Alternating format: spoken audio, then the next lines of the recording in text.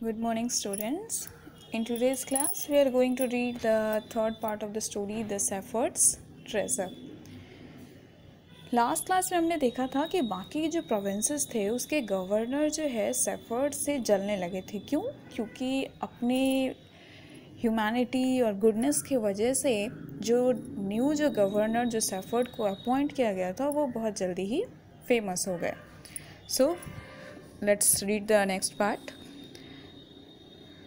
Perhaps he carried in it the treasure that he had secretly collected. तो दूसरे governor का क्या कहना था कि ये जो आयरन चेस्ट जो वो अपने पास रखता है, शायद इसी में वो अपनी सारी संपत्ति रखता है जो उसने जमा की हुई है लोगों के टैक्स से. After all, they said mockingly, he was an ordinary Safford and could behave no better. Mockingly का मतलब होता है किसी का मजाक बनाना, हंसी उड़ाना. तो दूसरे गवर्नर जो है वो हंसी मजाक उड़ा रहे हैं उस गवर्नर की और कहते हैं कि आखिर एक साधारण सा चरवाहा, उससे और ज़्यादा क्या उम्मीद की जा सकती है, वो तो वैसा ही करेगा. उनका कहना था कि पब्लिक जो टैक्स देती है वो टैक्स जो है ये गवर्नर जो है चुरा के रखता है. किस में रखता है? उस आयरन चेस्ट में रखता है.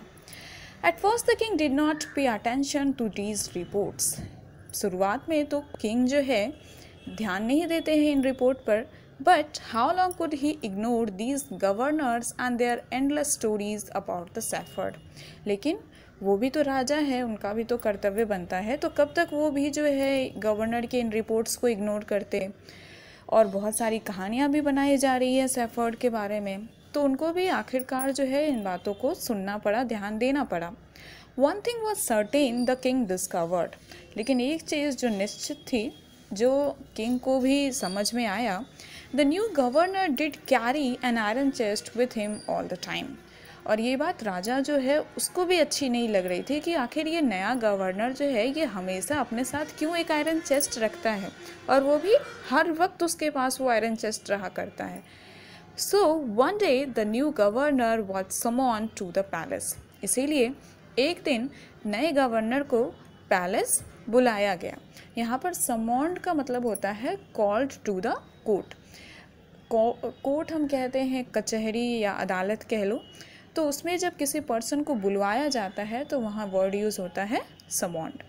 तो नए गवर्नर को भी राजमहल, तो क्योंकि राजमहल जो है जो राजा का जो महल होता है, तो जब राजा का जब ज़माना हुआ करता था तो उसी में जो है वो ही अदालत भी हुआ करता था. अगर किसी को अवार्ड देना है तो वो भी राजमहल में ही होता था, किसी को दंड देना है तो वो भी राजमहल में ही होता था. तो पैलेस एक तरह से जो है कोर्ट ही मतलब बना हुआ था, इसीलिए यहाँ पर समॉन्ड वर्ड यूज़ किया गया है. He came riding on his camel, and to everyone's delight, the famous iron chest was there, fastened securely behind him on the camel's back. नया गवर्नर जो है वो कैमल पे राइड करता हुआ आया, ऊँट पे सवारी करते हुए, और सारे लोग जो है बहुत ज़्यादा खुश हुए. डिलाइट का मतलब खुश हो जाना. तो सभी जो है बहुत खुश हुए. किसको देख के? उस आयरन चेस्ट को देख करके, जो कि फास्टेंड सिक्योरली. यहाँ पर फास्टेंड वर्ड जो है आप ये मत समझिएगा कि फास्ट से फास्टेंड बना हुआ है. फास्टेंड का मतलब होता है बांधा जाना. किसी चीज़ को जब हम बांध देते हैं किसी चीज़ से, तो वहाँ पर वर्ड यूज़ होता है फास्टेंड. तो यहाँ आयरन चेस्ट जो है वो फास्टेंड मतलब कि बांधा हुआ था. किस चीज़ से? कैमल से. तो गवर्नर तो आया ही कैमल पे सवारी करके, लेकिन उसने अपने पीछे जो है वो आयरन चेस्ट भी बांध करके लाया था, बहुत ही सेफ्टी सिक्योरिटी के साथ. तो अपने पीछे जो है वो आयरन चेस्ट भी उसने रखा हुआ था, बांधा गया था. Now the king was angry. अब राजा भी जब उस आयरन चेस्ट को देखता है तो उसे भी गुस्सा आ जाता है. ही थंडर्ड.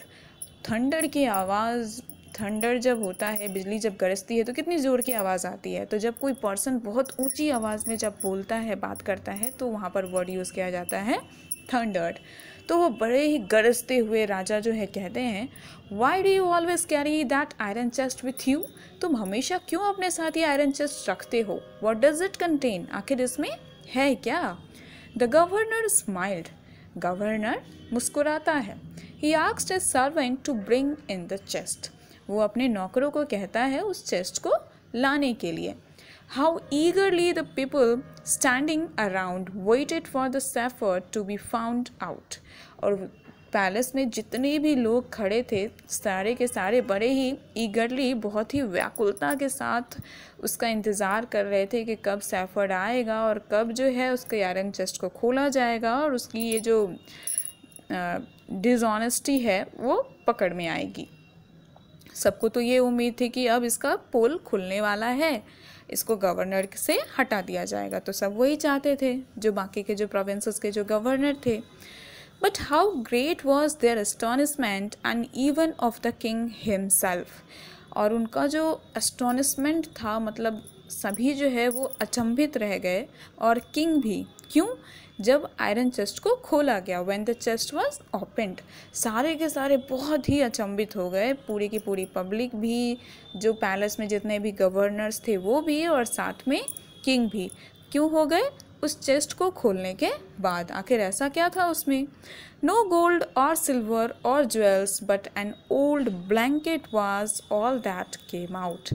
ना तो कोई सोना मिला, ना तो कोई चांदी मिली और ना ही कोई जेवरात मिले, लेकिन सिर्फ एक पुराना सा ब्लैंकेट उस चेस्ट में से निकला। तो एक पुराना सा कंबल जब सारे लोग देखते हैं कि इसमें तो, क्योंकि सबने तो उम्मीद लगाई हुई थी कि इसमें पैसे होंगे, हीरे जवाहरात वगैरह होंगे, लेकिन जब देखते हैं सारे लोग कि इसमें तो कुछ भी नहीं है, और है क्या उसमें? एक पुराना सा कंबल पड़ा हुआ है उसमें। तो इसीलिए सब जो है बहुत ही अचंभित रह जाते हैं। Holding it up proudly the Safford said. उस कंबल को होल्ड करते हुए, पकड़ते हुए, सैफर्ड जो है बड़े ही गर्व के साथ कहता है, this my dear master is my only treasure. ये मेरे प्रिय मास्टर, मतलब उनके जो राजा हैं, ये ही मेरी सिर्फ और सिर्फ यही है जो मेरी संपत्ति है, मेरा ट्रेजर है। I always carry it with me. मैं इसे हमेशा अपने साथ रखता हूँ। But why do you carry such an ordinary blanket with you. तो फिर किंग उससे कहते हैं कि लेकिन तुम ये ऑर्डिनरी सा ब्लैंकेट, साधारण सा ये कंबल क्यों अपने साथ रखते हो? Surely you are the governor of a district. निश्चित ही तुम एक डिस्ट्रिक्ट के गवर्नर हो। The king asked. तो राजा उनसे पूछते हैं कि आखिर एक साधारण सा कंबल तुम क्यों रखे हुए हो, तुम तो एक डिस्ट्रिक्ट के गवर्नर हो। To which the shepherd replied with quite dignity. और उस बात का जवाब सैफर्ड बड़े ही डिग्निटी के साथ देता है। क्या बोलता है वो? This blanket is my oldest friend. ये जो ब्लैंकेट है ये ना मेरा पुराना दोस्त है। It will still protect me if at any time your majesty should wish to take away my new cloaks. तो वो कहता है कि ये जो मेरा कम्बल है ना, यही मेरा सबसे पुराना दोस्त है।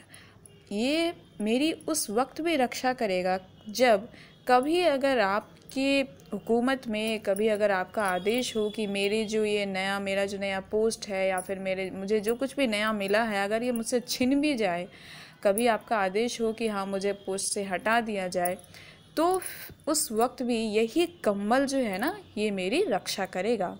How pleased the king was, and how embarrassed the jealous governors became to hear the wise man's reply. इस बात को सुन के राजा बहुत ही अंदर से खुश होता है और उसे बहुत ही संतुष्टि भी महसूस होती है कि उसका डिसीज़न जो उसने लिया था सैफर्ड को गवर्नर अपॉइंट करने का, वो सही निकला।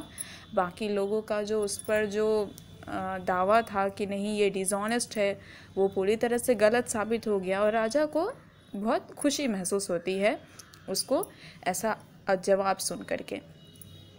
लेकिन जो दूसरे गवर्नर जो उस सैफर्ड से जेलस फील करते थे, अब वो सारे लोग जो है एम्बैरेस्ड फील कर रहे हैं। एम्बैरेस्ड का मतलब होता है फीलिंग अनकम्फर्टेबल, जब आपको खुद पे शर्म महसूस हो या फिर दूसरों के सामने आप अनकम्फर्टेबल महसूस करो, आपको अच्छा महसूस ना हो, तो वहाँ पर वर्ड यूज़ करते हैं एम्बैरेस्ड। तो यहाँ पर एम्बैरेस्ड का मतलब है अपने आप में शर्मिंदगी महसूस होना। तो सारे गवर्नर जो दूसरे जो उस पर इल्ज़ाम लगा रहे थे, अब उन लोगों को खुद पे शर्मिंदगी महसूस हो रही है जब उसने उस बुद्धिमान इंसान का जवाब सुना। Now they knew that the Shepherd was indeed the humblest and the wisest man in the land. अब वो लोग भी समझ चुके थे, जान चुके थे कि शेफर्ड सचमुच में इस पूरी दुनिया में सबसे हम्बल और सबसे बुद्धिमान इंसान है. The king made him the governor of a much bigger district that very day. और उसी दिन राजा ने क्या किया, उस शेफर्ड को, पहले तो वो गवर्नर अपॉइंट किया ही गया था, लेकिन जिस डिस्ट्रिक्ट में अपॉइंट किया गया था वो उससे भी बड़े डिस्ट्रिक्ट में अब उसे गवर्नर के पोस्ट पे अपॉइंट कर दिया गया. So this was a very nice story. इस स्टोरी से हमें ये सीख मिलती है कि हमारा वक्त चाहे जैसा भी हो, बट हमें हमेशा ट्रुथ नहीं खोना चाहिए. सच्चाई और ईमानदारी अगर हमारे साथ रहेगी तो किसी भी सिचुएशन में हम अपना लाइफ इजीली जी सकते हैं. तो चाहे समय अच्छा हो या समय ख़राब हो, हमें हमारी ऑनेस्टी हमेशा रखनी चाहिए. So in the next class we will do the question answer of this chapter. Try this question answer, it's very easy.